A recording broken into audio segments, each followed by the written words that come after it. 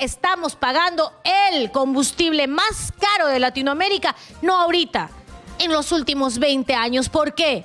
Porque se hicieron contratos ley amañados. Que de verdad estamos perdiendo la guerra contra la delincuencia porque nos faltan cojones, porque nos falta autoridad, porque a los delincuentes debemos tratarlo por lo que son, unos viles delincuentes, escorias de la sociedad. Y tratarlos como lo que es, pero no puedes decir todas esas cosas o actuar de esa manera. No le va a gustar a los defensores de los derechos humanos, claro, de los derechos humanos de los delincuentes, más no de los derechos humanos de las víctimas, de los que somos honrados, de los que salimos a trabajar cada día y de los que no sabemos si vamos a regresar a nuestras casas o no vamos a regresar a nuestras casas. Y prueba de ello es lo que ha mencionado Lucho, una madre de familia que por defender su cartera, por defender su celular, perdió la vida. Y de esto estamos acostumbrados, pero acá la pregunta es, ¿dónde está el meollo del asunto? ¿Es culpa del presidente? ¿Es culpa del ministro del Interior? ¿O es que vamos más allá y decimos nuevamente que todo el problema radica ¿dónde? En el Poder Judicial, la coladera más grande de delincuentes que hay, que tienen pretextos como... Pobrecitos, las cárceles ya están llenas, ¿a dónde van a ir? Hay que dejarlo en libertad porque ha robado menos de 900 soles. Hay que dejarlo porque ya las cárceles están llenas. O sea, ¿qué? ¿Porque las cárceles están llenas ellos van a seguir haciendo fechorías en las calles? Aquí debe haber una solución conjunta entre los tres poderes del Estado, poder ejecutivo, poder legislativo y poder judicial. Los tres poderes del Estado están en la responsabilidad de darnos a ti y a mí seguridad ciudadana. Los tres poderes del Estado, no solamente uno. Porque si un poder del Estado quiere hacer, los otros dos no quieren, no se puede. Tiene que haber reformas legislativas, cambio de leyes, tapar las coladeras que existen en el Código Penal. ¿Esto dónde se tiene que hacer? En el poder legislativo. Tiene que existir voluntad política, ejecución. Que haya una persona que con látigo en mano esté detrás de los ternas, esté detrás del centro de patrullaje, que hace más de 150 años siguen siendo los mismos.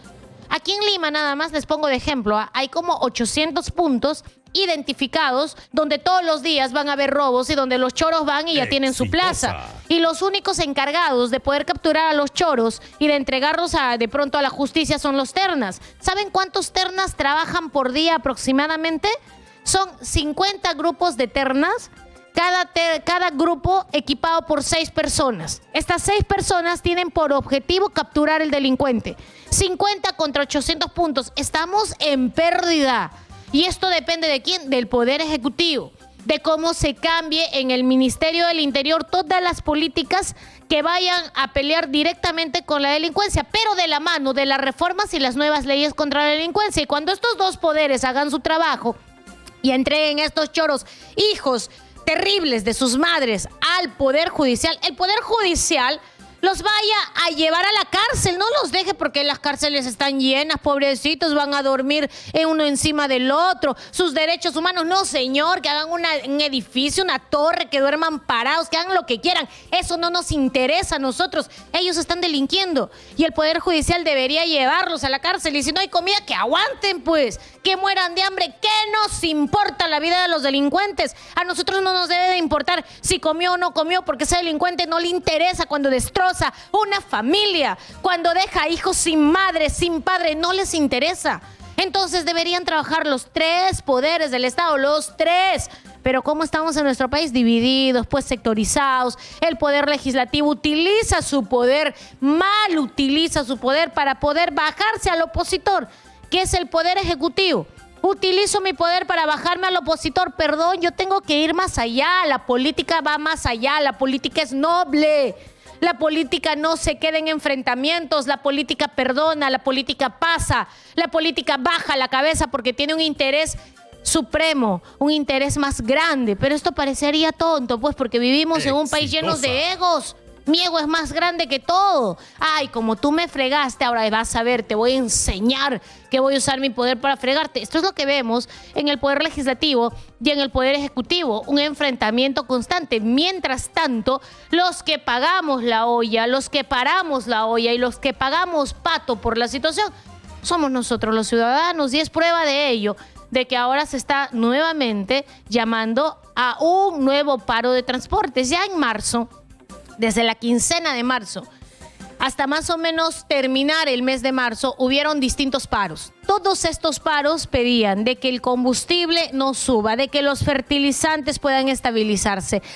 Esto fue en marzo. Abril, mayo, junio, 3 meses y la situación se ha puesto peor. El combustible nuevamente ha subido. Sí, pues culpa de Castillo, caracho, culpa de Castillo. Señores, aquel problema es mayor. Yo me pregunto, ¿qué le falta al presidente Castillo? ¿Qué le falta a la gente de Petroperú? ¿Qué le falta a los representantes del Ministerio de Energía y Minas para que le digan al Perú la verdad de por qué estamos pagando el combustible más caro de Latinoamérica? No ahorita, en los últimos 20 años. ¿Por qué? Porque se hicieron contratos ley amañados. Porque nosotros, a pesar de que tenemos petróleo, a pesar de que tenemos gas, somos los tontos de la historia, los únicos en el mundo que le damos la explotación de nuestros recursos a un privado y nosotros mismos le compramos a este privado lo que está explotando nuestros recursos a precio internacional, sin considerar de que este privado no está pagando un monto por flete de traer ese petróleo desde Rusia, desde Medio Oriente, porque eso debe de costar. Eso no es gratis. Pero nosotros le pagamos el mismo costo de lo que cuesta un barril de petróleo de Rusia, lo mismo que cuesta un barril de petróleo de Medio Oriente, se lo pagamos puesto en Talara. ¿Qué cosa es esta? ¿Quiénes son los tontos de la historia? Díganme ustedes, ¿quiénes son? ¿No somos nosotros? ¿Y acaso alguien del Estado no puede salir, prender su cámara en su Facebook y decirle al Perú, esto es lo que nos limita a poder manejar los precios de los combustibles? No podemos regularlos porque podríamos ser de pronto un país intervencionista y porque estos magnates, porque son magnates los que manejan el proceso y la distribución y la comercialización del combustible en el Perú, tienen poder, pues. ¿Y por qué? Porque son los mismos dueños de los medios de comunicación, de las constructoras, de las farmacéuticas, de los centros comerciales. Son ellos. Y tienen poder, claro que tienen poder, pero el poder del pueblo debería ser más grande. ¿Hasta cuándo no vamos a aprender a hablar con la verdad, a ver la verdad, a defendernos en base al conocimiento y en base a cuestiones coherentes, en base a pruebas, a documentos, a todo aquello que durante estos últimos 20 años nos ha tenido en la situación en la que estamos? Nos hemos acostumbrado toda la vida a pagar el combustible más caro. Yo me quedaba impresionada que cuando llegaba, por ejemplo, a Miami, veía el galón $1 con $18 llenecito tu carro, sacando al cambio 50, 60 soles. Así era. Hoy allá el combustible ha subido 6 veces más. Pero se explica, pues, porque ellos no tienen sus pozos petroleros. En el caso nuestro no se explica. No se explica cómo, teniendo el gas de Camisea, cómo teniendo nuestros lotes petroleros en Piura, nosotros seguimos pagando los combustibles más caros de toda Latinoamérica. O sea, ¿por qué?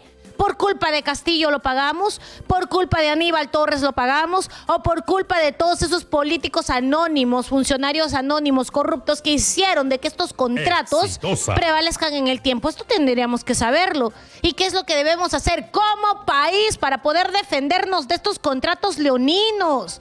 Tenemos que hacer algo, no podemos seguir siendo los tontos de la historia. ¿Hasta cuándo? Alguien tiene que estar dispuesto a asumir los riesgos de poder romper con esa mafia, y no solamente con la mafia del combustible, sino también con la mafia del peaje. Ah, no, los peajes son intocables. A ellos nadie los toca, ellos tienen todo el derecho de subir, de pagar por nuestras carreteras que nosotros mismos hemos mandado a hacer. En otros países, tú concesionas una carretera en trocha, viene la empresa privada, te construye una autopista último modelo y para que recupere la inversión te empieza a cobrar el peaje. Entonces, ¿qué hace como país? Le voy a concesionar 50 años, 100 años esa vía que usted va a hacer. Ok, necesitamos una carretera central.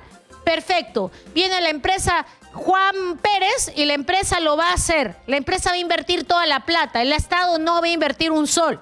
Pero esta empresa va a tener el usufructo de esta carretera por 100 años. Tú vas a pagar un peaje porque de cada peaje, de cada sol, ellos van a recuperar la inversión que pusieron en hacer esa autopista. Ese es el contrato. Para eso existen los peajes en el mundo, pero en Perú, gracias a la corrupción y gracias a que los ciudadanos nos paramos peleando los unos a los otros y no vemos lo que hacen los de arriba, empiezan a hacer lo que quieran. y la carretera, la autopista, hecha con tu plata, hecha con mi plata, hecha con nuestros impuestos, nos ponen un peaje disque para mantener la carretera. Oigan, así no funciona, pero no podemos hacer nada. Cuando estuve en el Congreso, presentamos un proyecto de ley para que no se cobraran los peajes, al menos por pandemia.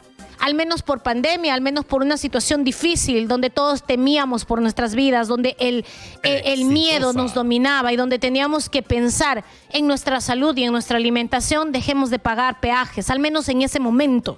¿Y saben qué pasó? El Tribunal Constitucional saltó a defender a los dueños de los peajes. ¿Cómo no? Si los señores recaudan cerca de 200 millones al día, ¿cómo es posible?